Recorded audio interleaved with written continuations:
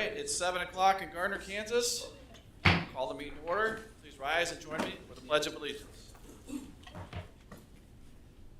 allegiance to the flag of the United States of America and to the republic for which it stands, one nation, under God, indivisible, with liberty and justice for all.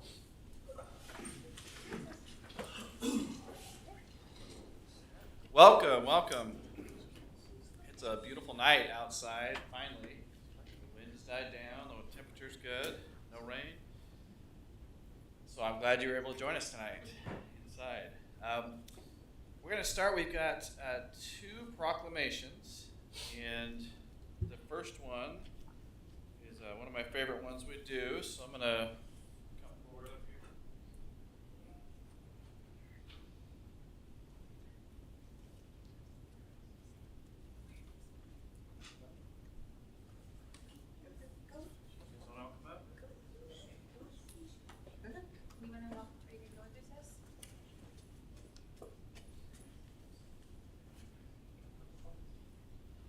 It's all girls this time. I know. It's unusual. Grins, turn to the side. There you go. Welcome. Okay. Whereas autism spectrum disorder is a complex neurological and development disorder, it can affect each person differently, resulting in unique strengths and weaknesses. And whereas autism is the third most common developmental disability, affecting more than 5.4 million individuals nationwide, often accompanied by medical conditions that impact quality of life.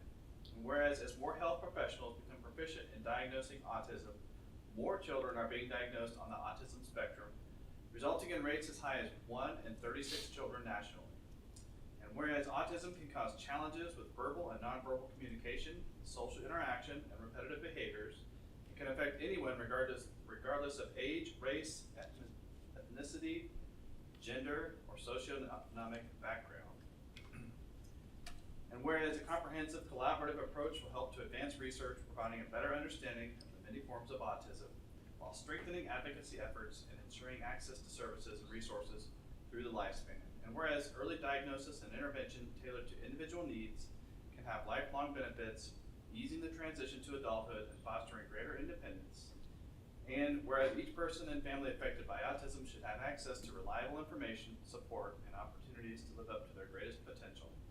Now therefore be it resolved that I, Todd Winters, Mayor of the City of Gardner, Kansas, do hereby proclaim April 2023 as Autism Acceptance Month in Gardner, Kansas, to increase understanding and acceptance of people with autism spectrum disorder and to address the diverse needs of individuals and families affected by autism. Yay! Do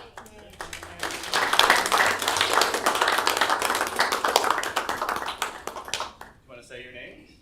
My name's Ellie. Her name's Ellie. Ellie? Ellie Twin. Hi, Ellie. Isabella. Isabella. And what is your stash? Kansas Miss Amazing. Tell him what it is. Kansas Miss Amazing Preteen 2023. Wow. Impressive. Awesome. You can tell what you're doing. My name is Karen.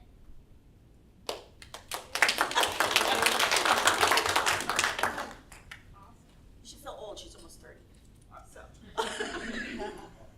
Awesome. Well,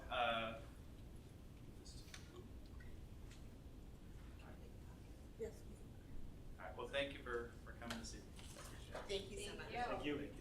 We're gonna have a meeting. Where are you guys? We'll come right here and get a picture. Thank you. Okay.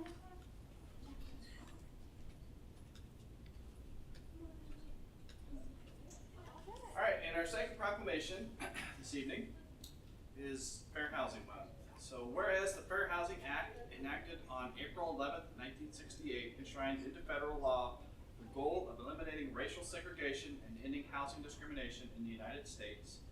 Whereas the Fair Housing Act prohibits discrimination in housing based on race, color, religion, sex, familial status, national origin, and disability, and commits recipients of federal funding to affirmatively further fair housing in their communities.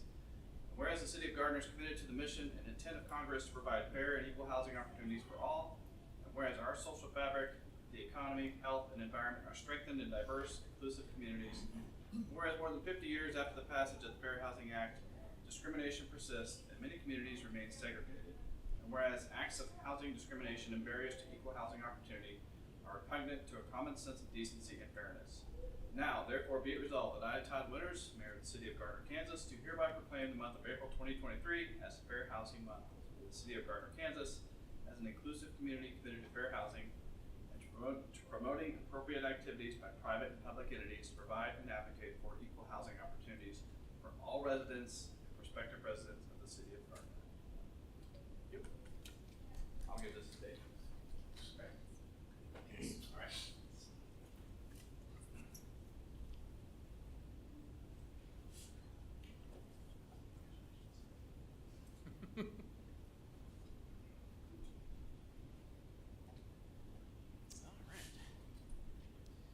So next we have a presentation from our Deputy City Administrator, Amy Nasta. Good evening, Mayor, Council. For the past 3 years, the City of Gardner has provided health insurance to employees through Humana. As the city's contract with Humana was expiring, CBIZ, the city's benefits management consultant, placed the insurance contract out for bid during this year's renewal process. Humana was the only company who returned a bid. This bid was for a cost increase of 74.54% across all of the city's plans for the July 2023 through July 2024 plan year. This increase was caused by a significant increase in claims spending over the past year, resulting in a loss ratio of 177% through November of 2022. Per CBIZ, a normal loss ratio is considered to be 70 to 80%. It is important to note that there can be no discussion regarding the nature of these claims. This information is protected by several federal laws protecting privacy, including but not limited to ADA and HIPAA. While staff has looked at other options, including self-insurance, the most viable option from both a funding and a retention and recruitment standpoint is to continue offering the current Humana plan for the 2023 through 2024 plan year. The purpose of this presentation is twofold. One, to provide information on the projected cost increase for both the city and city employees, and two, to determine, in principle, a contribution strategy for the July 2023 through July 2024 plan year. Please note that an actual item allowing council to formally vote on coverage and an accompanying contribution strategy will be presented at the April 17th, 2023 City Council meeting. Both the coverages offered and the contribution strategy will need to be finalized at that time in order to meet the city's open enrollment deadlines. The first option is to continue offering the current Humana plan utilizing the city's current contribution strategy. There are some positive aspects to this strategy. First, this insurance is very comparable to health insurance offered by other area municipalities. This also offers the least employee disruption, as it is our current plan and plan design. And while both the city's and some employees' premiums will increase significantly, employees will not also see a decreased benefit and/or increased deductibles or maximum out-of-pocket spending. There are negatives to this strategy as well. This represents an increase of approximately 1.2 million annually in health insurance costs to the city. This brings the city's cost for health insurance to just under 2.5 million per year. And maintaining the city's current contribution strategy results in employees in Tier 1 and Tier 2, so employee plus spouse or children and employee plus family, respectively, paying significantly more for similar insurance when compared to competitive neighboring entities such as Johnson County and Olathe. For example, City of Gardner employees in Tier 2 currently pay 23% more in premiums than Johnson County employees, or $52 more per month. With these changes, Tier 2 employees would pay 115% more in premiums, or $259 more per month. As another example, City of Gardner employees in Tier 2 currently pay 30% less in premiums than City of Olathe employees, or $122 less per month. And with these changes, Tier 2 employees would pay 21% more in premiums, or $85 more per month. Additionally, of the 60 City of Gardner civilian employees with Tier 1 or Tier 2 insurance, the pre-tax percentage of last year's combined merit and COLA wage adjustments that would be relegated to insurance payments is as follows. 17 employees would see 75% or more of their increases going toward insurance. 21 employees would see 50% or more of their increases going toward insurance. 18 employees would see 25% or more of their increase going to insurance. And the remaining 4 employees would see approximately 24 to 25% of their increase going toward insurance. That is 38 of 60 civilian employees with Tier 1 or Tier 2 insurance, or 63%, who would lose 50% or more of their pre-tax merit and COLA increases to increased insurance premiums. Of the 14 City of Gardner sworn officers with Tier 1 or Tier 2 insurance, this figure was calculated using their upcoming step increases, as this measure is the most congruous with merit COLA increases for civilian employees. 7 sworn officers would see 75% or more of their upcoming step increase going to insurance. 5 sworn officers would see 50% or more of their upcoming step increase going toward insurance. And the remaining 2 sworn officers would see 39 to 40% of their upcoming step increase going toward insurance. That is 12 of 14 sworn officers, or 86%, with Tier 1 or Tier 2 insurance who would lose 50% or more of their upcoming step increase to increased insurance payments. A second option is to continue offering the current Humana plan utilizing a revised contribution strategy, which increases the city's contribution for employees enrolled in Tier 1 and Tier 2 insurance plans. The positives to this strategy are the same as those for the previous strategy, plus the increased city contribution allows for the increase in premiums for employees in Tier 1 and Tier 2 to be reduced, which in turn enables the city to remain more competitive with neighboring jurisdictions such as Johnson County and Olathe. The impact of this reduction is dependent upon the contribution strategy selected by the city. For example, increasing the city's contribution to 87% for Tiers 1 and 2 of the high deductible plan and 85% for the PPO tiers, or a combined contribution of strategy of 90% versus the current 86%, results in increases of $61 and $72 per month versus $174 and $207, respectively, for employees enrolled in Tier 1 and Tier 2 of the high deductible plan. And increases of $40 to $121 per month versus $98 to $292 per month for employees enrolled in a PPO plan, depending on their specific plan, and if they enrolled as employee-only Tier 1 or Tier 2. Increasing the city's contribution to 90% for Tiers 1 and 2 of the high deductible plan and 89% for all PPO tiers for a combined percentage of 92% results in no premium increases for employees.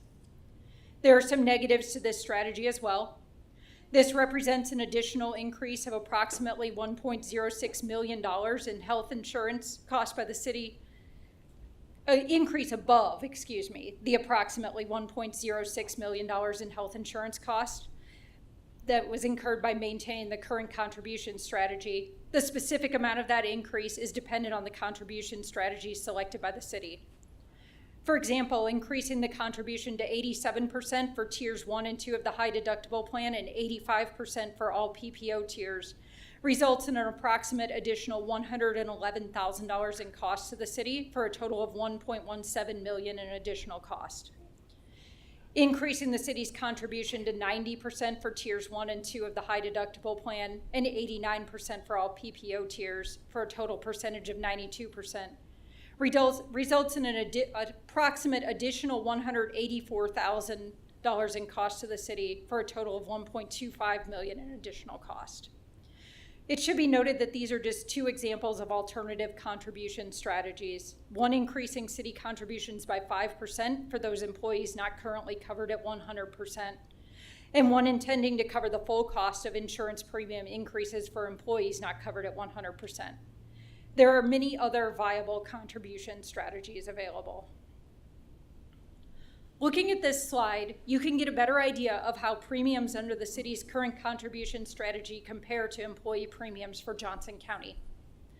The top chart shows the current strategy with current rates and increased rates as of July 1st, while the bottom chart shows the contribution strategy of 87% for Tier 1 and Tier 2. As you can see, Tier 1 and Tier 2 are higher in both instances, but the difference is less substantial, 55% higher for Tier 2 rather than 115% higher. This is the same set of charts, but for Olathe. In this case, the City of Gardner's premiums are currently less than Olathe's for all tiers of insurance coverage. Increasing the contribution percentage to 87% leaves employees paying 12% less for Tier 2 coverage rather than 21% more. Please note, City of Gardner employees currently pay 30% less than Olathe employees for this coverage. Additionally, increasing the city's contribution greatly reduces the impact of the insurance premium increases when compared against merit and COLA increases for civilians and step increases for sworn officers. By increasing the city's contribution to 87% for high deductible and 85% for PPO plans, just 16 of 60, or 27% of civilian employees would have 25% or more of their pre-tax merit COLA increases lost to increased premiums. Please note the scales on these charts are different. The first chart includes increases of 75% or more, 50 to 74%, 25 to 49%, and 24 to 25%, while the second includes only 25% or more and less than 25%. This was done as this adjustment made no employees having increases resulting in losses of 75% or more, and just one employee having an increase resulting in a loss of 50% or more. Similarly, by this increase to the city's contribution, just 7 of 14, or 50% of sworn officers would have 25% or more of their pre-tax step increases lost to increased premiums. Please note again, the scales on this chart are different for similar reasons. No employees had a loss of 75% or more, and just 2 employees had a loss of 50% or more in this case. Finally, while staff understands that these are significant increases with significant financial impacts, it is important to bear some additional context in mind during the decision-making process. While Tier 1 and Tier 2 coverages cost more for the city, our dependent pool is one of our healthier pools. Driving people away from it will result in a smaller, sicker pool with a higher loss ratio.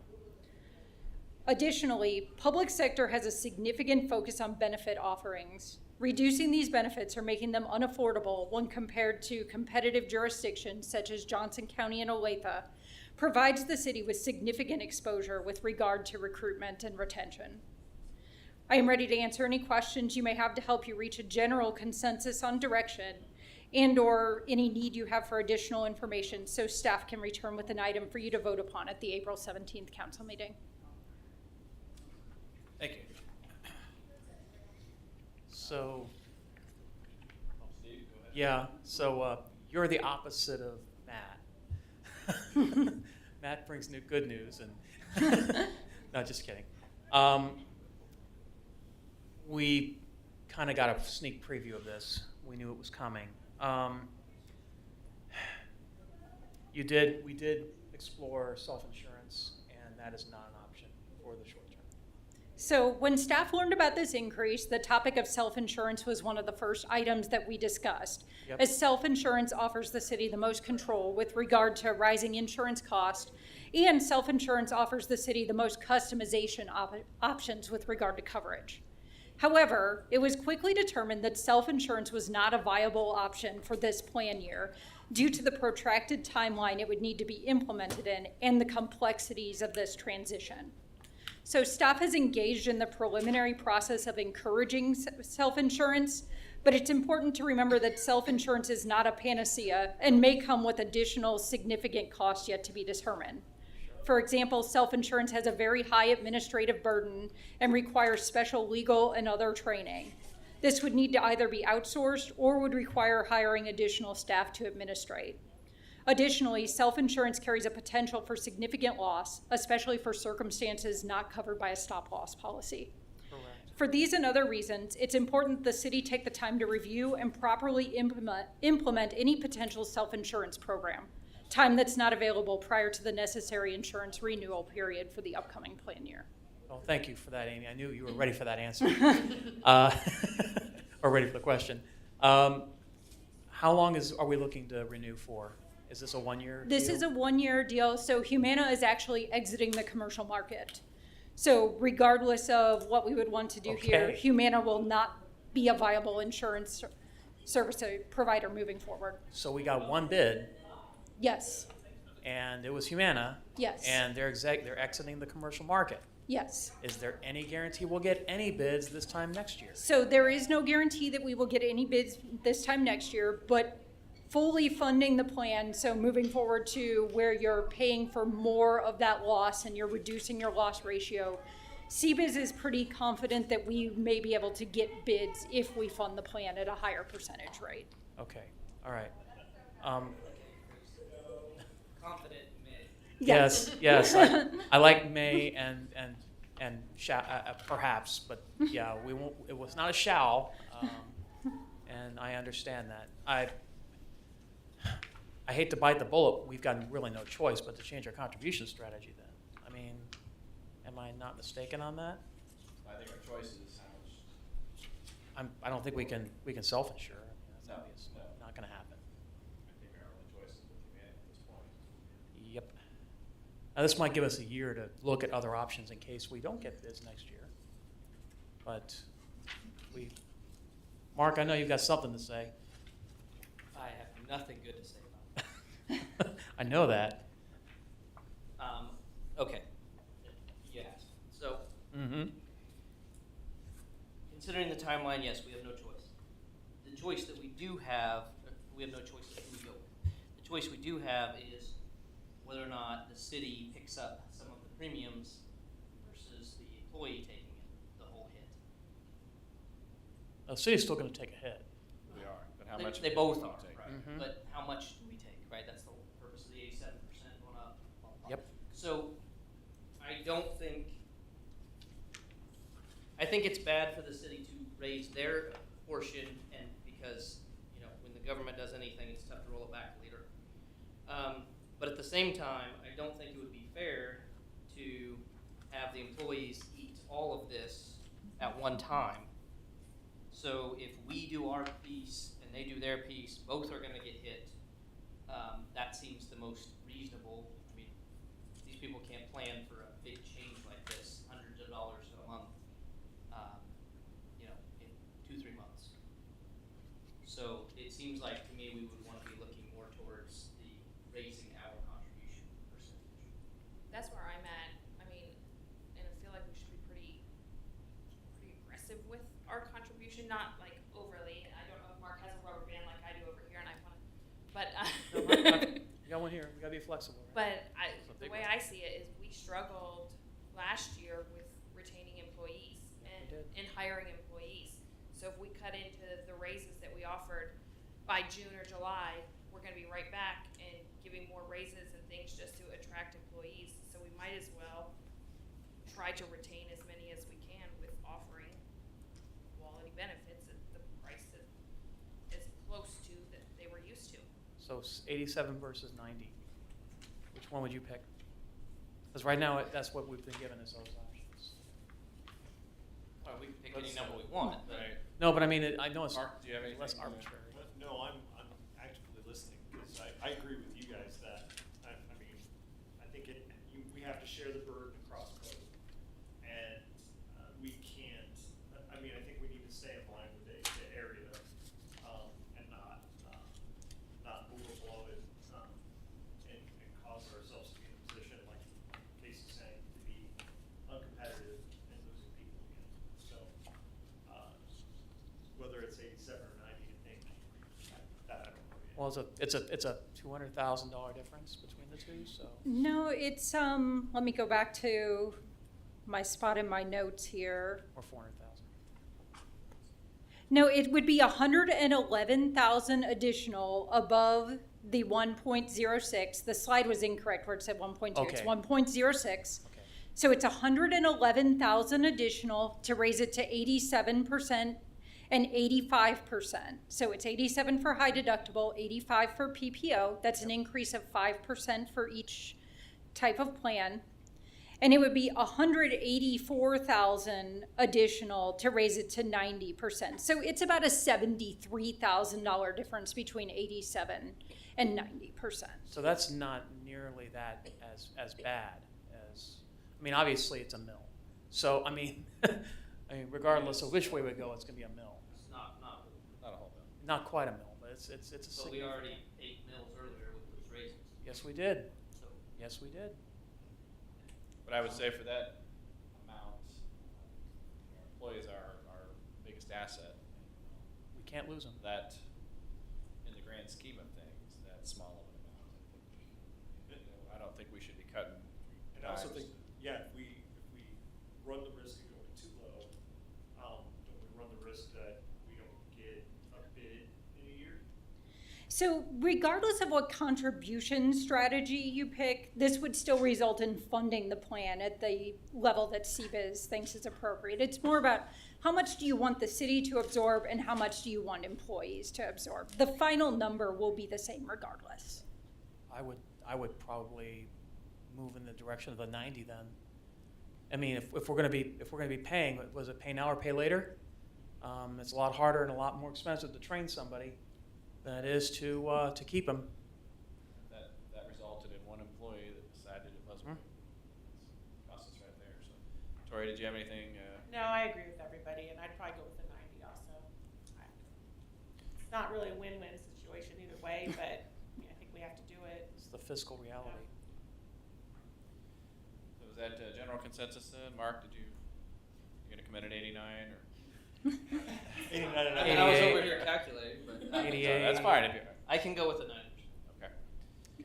So that would be 90% for tiers 1 and 2 of the high deductible and 89 for PPO, which would be a combined percentage of 92. Your current combined percentage is 86 because all individual employees on the high deductible are covered at 100%, which doesn't change regardless of this contribution strategy. Do we know what the distribution is right now between the PPO? We ask this question every year. Between the PPO and the HDHP?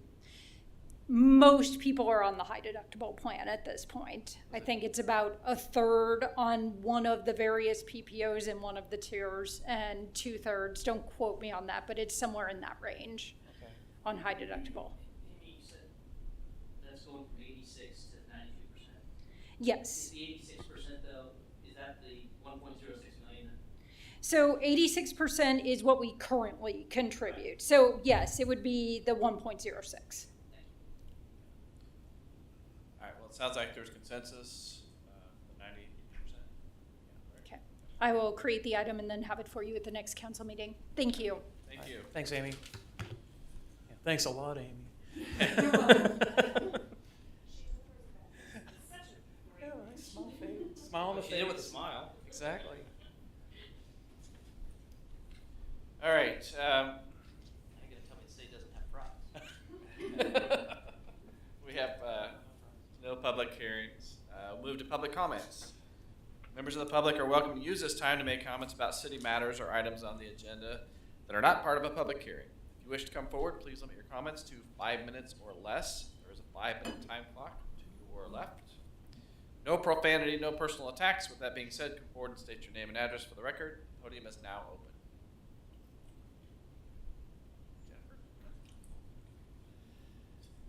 All right, no one coming forward. We'll move to consent agenda. Is there an item on the consent agenda? Council would like to remove? Do I hear a motion for the consent agenda? So moved. Second. Motion Shoot, second Deaton. We approve the consent agenda. All in favor? Aye. All opposed? Sorry, I was late. Abstained? Consent agenda passes.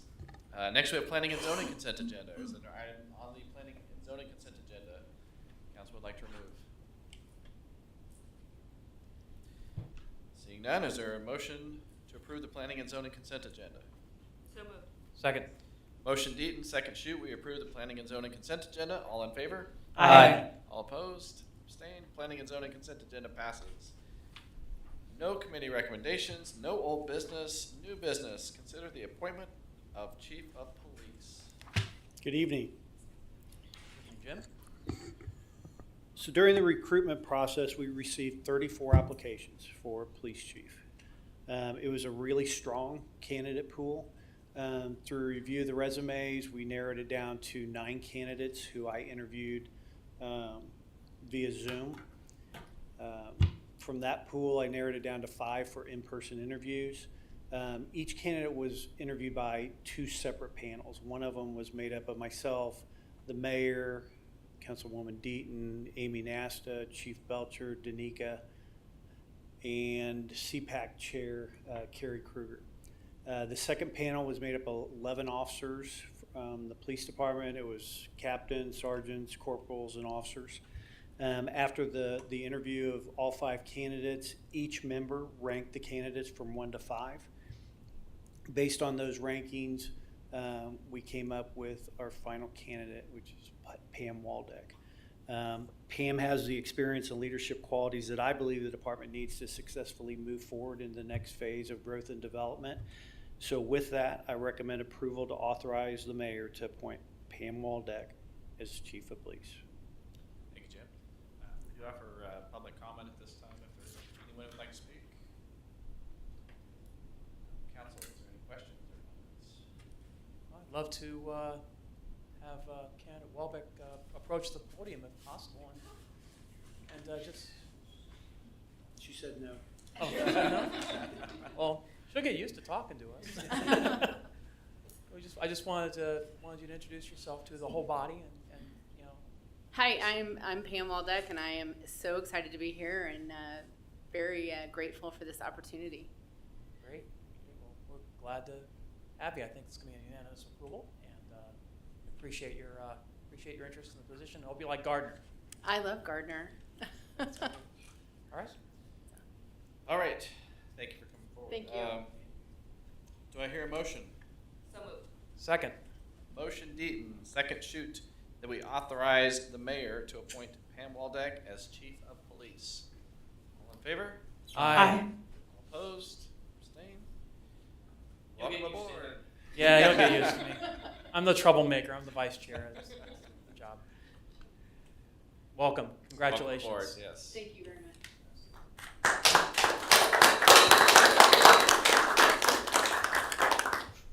And Jim, when will she officially? Her first day will be April 11th. Or no, April 10th, next Monday. That's right. 10. All right. Excellent. So I'm just gonna always stop. Who did you bring as your guest? This is my husband, Jeremiah Waldeck, and this is stop. This is my 6-year-old daughter, Lucy Waldeck. She's very shy. We can tell. Thank you. Yeah, welcome to the community. Okay, we will go to council updates. We'll keep with the theme, Captain Hayes.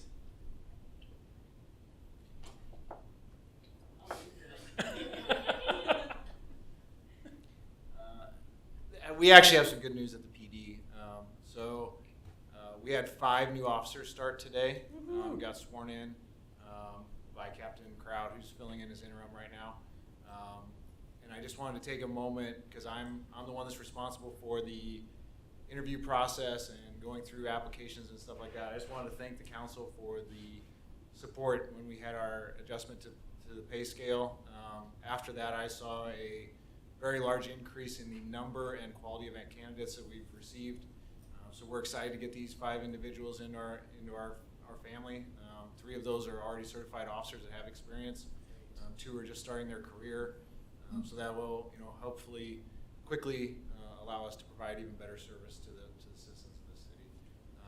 Also, last week we took delivery of the de-escalation VR hardware that you guys had approved for us to accept on a grant. So we have training coming up for that in a couple weeks here, and we're excited to get our officers up and running with some of that to get them, even better prepared to hopefully avoid any kind of use of force. So that's really all we have. That's awesome. It's really great when you see direct impact like that so quickly for money spent. So good to hear. Thank you. Thank you guys. City Clerk Sharon Rose.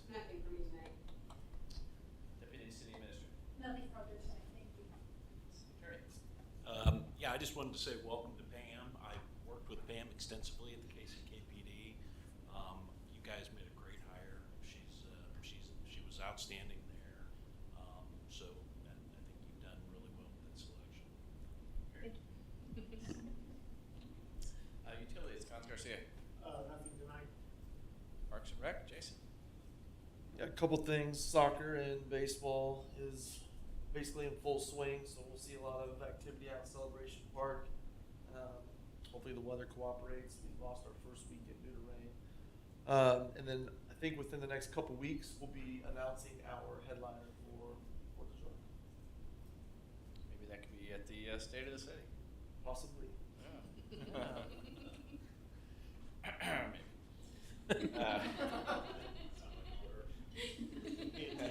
Is that a suggestion or an order, Mr. Mayor? Take it as you will. Community development. Nothing tonight. Public Works.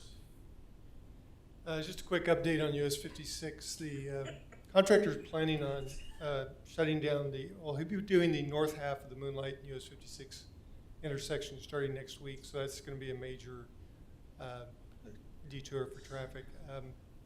He's planning on taking about 3 weeks to do that, but we'll be putting out message boards and social media posts to let everybody know before that happens next week.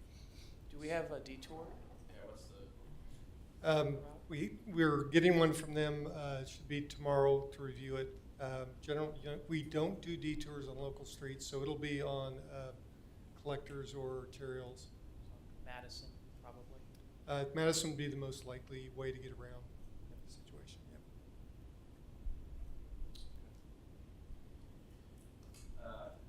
Jim. Want to welcome Pam to the city. She'll be a great addition. Everybody will be very happy with her. She fits in great. She's one of the things one of the reasons why I added a second panel for the officers is because I wanted their buy-in.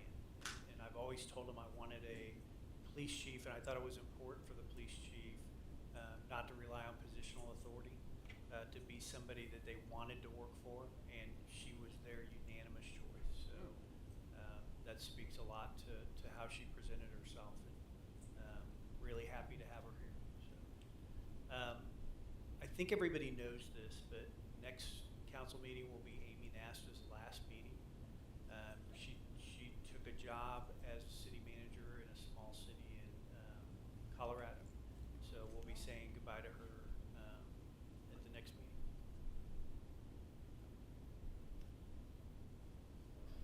Happy for you, but It's more bad news. Just have to lay that insurance on us So up front, right? see how that works. Let's see how it is. I think it had everything to do with the last presentation on the lake. Probably. She told me if the council would have picked up 95%, But she knew I was here.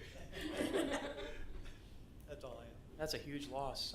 I mean, Amy's been amazing in her role and has really been your right-hand person and really done a great job of keeping the city operations moving. So that's big shoes to fill. It is. Council. Nothing for me tonight, but welcome Pam. Councilwoman Roberts. I do, actually. I heard that the Lake Association had a meeting on March 25th, and it was very well attended. And Steve, do you have an update for us? I don't have an update right now. Okay. So yeah, we're still in the discussions phase Okay. right now. I didn't know if you were able to make the meeting or if you got any intel for us. I do not have the intel. I was not able to make the meeting. Well, just keep us posted. I will do that. I know I have a meeting with Amy Heaven directly to get updates on that. So yes. And I don't know what their meeting schedule is, but would it be helpful if other people knew when the meeting was, so then you could have a backup? Because it would have been nice to have the city at the meeting. Totally understand that. Yes. Okay. And I will get that schedule from Amy. Okay, thank you. Yep. That was it. Councilwoman Deeb. First off, welcome, Pam, to Gardner. I'm really excited to work with you. I also want to thank Jim for the process. I thought it was a really good idea to use the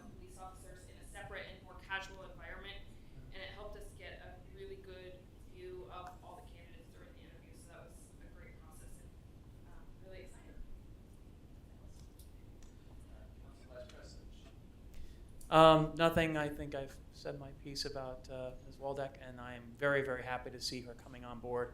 And since Ryan Dank is, 100%, giving Can't a trust a lawyer. great recommendation there, he's our city council. She's probably thinking, I can't get away from this guy. I'm really looking forward to working with you, Pam, and welcome aboard. And Thank you. I see the former chief lurking in the background over there behind Pam. He can now speak at public comments, so that'll be an interesting challenge. But it's like I've been waiting my whole career for this. But welcome aboard, and I would love. Your daughter is welcome to any meeting that we come to. She is a great entertainer. She's like, yes, I'll be there. Yes, welcome. Thank you very much. Council President, since nobody's welcomed you, I'd like to welcome you. I appreciate that, thank you. Well, That's all I didn't welcome you. I do welcome you. Thank you. Thank you. Welcome, Pam. And also, I did, Councilwoman Roberts and I were both able to attend the Grange celebration on 150th Saturday. It was 150 years that the Grange has been in our community. Grange number 68, first in Johnson County, and one of only 4, I think, in Kansas at this point. That's left, yeah. Yeah, 4. Yeah, there were 6, and then they pared down 2 more. So they have a very long and storied history in Gardner. And of course, it's dwindled a little bit, but they've certainly been a part of our community for a long time. So, happy for them. And I've got nothing further. So do I hear a motion to adjourn? So moved. Second. Motion D. Second Baldwin, we adjourn. All in favor? Aye. Aye.